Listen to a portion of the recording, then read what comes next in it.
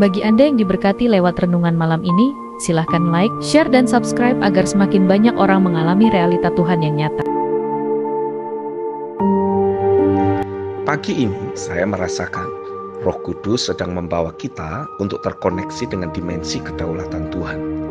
Maksudnya adalah bagi kita yang terus bertekun memikirkan hal-hal yang dari Roh, memperkatakan firman dan terus mengikuti kehendak Tuhan, maka Roh Kudus pasti mengangkat kita dengan kuat kuasa pekerjaan firman dan Roh-Nya untuk bisa melihat Dia sebagai Allah yang berdaulat. Sehingga muncul suatu keyakinan yang tidak tergoyahkan bahwa apa saja yang Tuhan firmankan pasti terjadi. Apa yang mustahil menjadi mungkin, dan apa yang tidak ada menjadi ada. Munculnya keyakinan itu sedang menandakan bahwa kita sedang ada dalam dimensi kedaulatannya.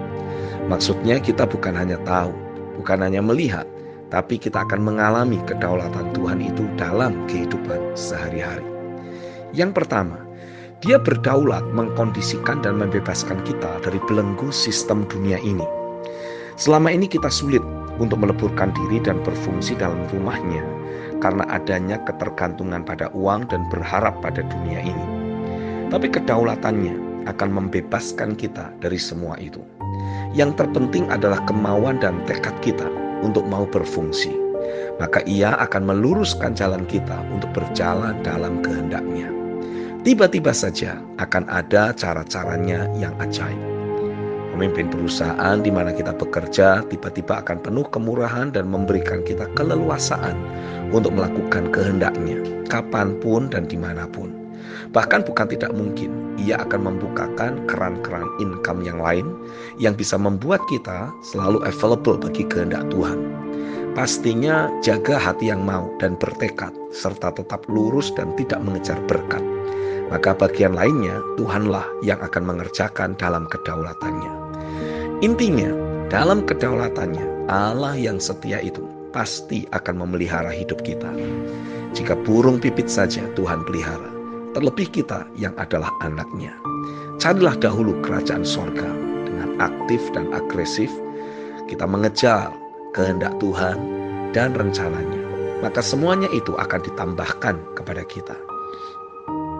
Yang kedua, Dia berdaulat melakukan intervensi dan mengadakan perubahan untuk setiap permasalahan dan juga tantangan hidup yang selama ini menekan kehidupan kita. Sehingga kita akan mengalami pertolongan Tuhan secara ajaib yang tepat pada waktunya. Namun semua itu bertujuan agar kita dapat membangun hidup secara akurat dan terus berjalan dalam kebenaran, sehingga posisi rohani kita mengalami perubahan. Dengan demikian kehidupan kita akan semakin menjauh dari yang namanya masalah. Jikalau ada tantangan, kita akan sanggup menaklukkannya begitu saja oleh sebab kuasa kebenaran ada dalam diri kita. Yang ketiga, Dia berdaulat untuk mengangkat kita sebagai gerejanya secara korporat, sebagai institusi yang jauh lebih tinggi dari institusi apapun.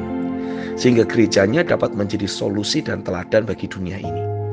Yesaya pasal 2 bukan hanya suatu teori, tapi itu adalah firman yang akan terwujud oleh karena kedaulatan Tuhan sendiri.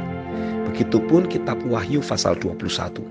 Hal itu akan tergenapi oleh karena kedaulatan Tuhan. Gereja Tuhan akan alami superioritas dan kedaulatan Tuhan yang sangat nyata. Bagian kita adalah percaya bahwa apa yang Dia firmankan sesungguhnya sudah terjadi. Tentunya masih ada banyak kedaulatan Tuhan lain yang akan kita alami sebagai orang percaya yang sedang dibangun menjadi bait Allah secara korporat.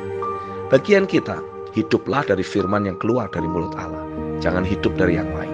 Dan pastikan tidak ada alternatif lain. Ya, hiduplah hanya dari firman. Pastikan itu selalu ada dalam mulut kita. Dan perkatakanlah hal tersebut. Karena mulut kita adalah pintu gerbang bagi kuasa kedaulatan Tuhan untuk termanifestasi di atas bumi ini. Amin.